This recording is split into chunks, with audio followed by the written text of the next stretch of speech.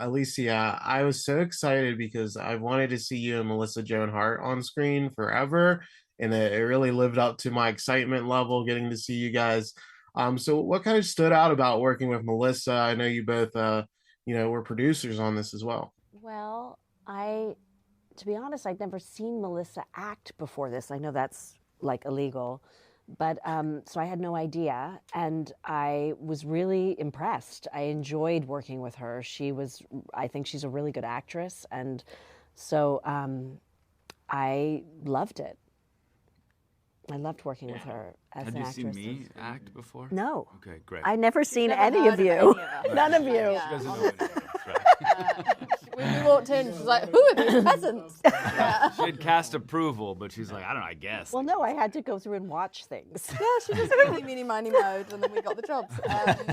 I am Alicia and Melissa super fan, and so my inner 9-year-old lost my mind, and I have, and you don't know this because this is creepy, I have multiple selfies that I was taking of myself with when they were acting together, and I'm just like in the background just showing my friends where I am because I lost my mind with excitement, so it was very, very cool for me.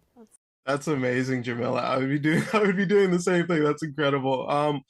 Oliver, your character and Alicia's are going through a conscious uncoupling. I love the use of that phrase throughout the film.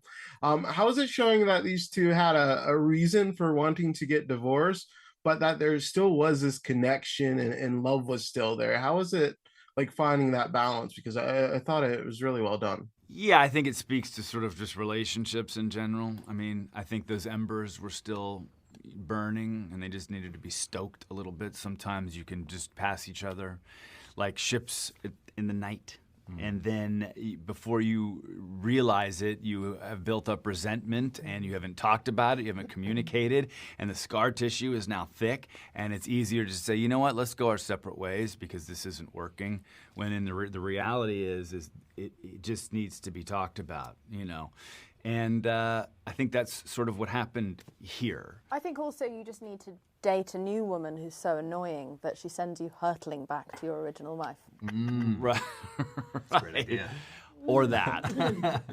I didn't think your character was that annoying, Jamila. I mean, one thing I kind of liked about the film was that there wasn't like a clear-cut villain. You know, we do get to see a lot of good sides of your character too. So what really appealed to you about this role, Jamila? That was something we talked about a lot, was I think the temptation with Christmas movies or anything where there's the new woman is for her to be, especially the big city girl from loads of privilege, coming around and looking down on the town, looking down on the ex-wife, like sabotaging. We didn't want that dynamic. It's been done to death. I think we wanted to show that it's just two women navigating their own love lives who aren't enemies with each other. They're just caught in a very tricky triangle. And I like that. I like the idea of not pitting women against each other all the time.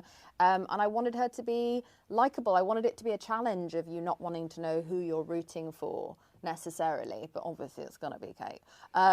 It's just that it was fun to play a nuance and someone who's just like, she's sort of having her own manic episode, you know, she's living a perimenopausal fever, right, you know, in this film. And so why is she at this man's house that she's known for a few weeks, and she's with his ex-wife and she's trying to make it seem like that's completely normal and she's just coping through the whole thing.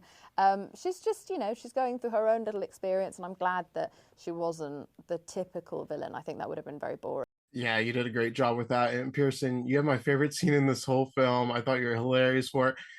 How was it doing the exotic dance at the table? That was an incredible. Me and my girlfriend were both screaming during it. It was so funny. I can answer this for him because please. yeah, it was easy for him because that's what he did prior to becoming an actor. That's how I made my money in LA for years and got my first job was exotic dancing, actually at Oliver's house, just for him in his room. It was very interesting. No, it was a blast. We had a great time. I mean, we couldn't stop laughing the entire day. Yeah. Every scene that we shot, I think, was kind of funny and magic. I don't think I've ever seen Alicia smile more. It was really funny. It was hard not to laugh very hard at that scene. Yeah.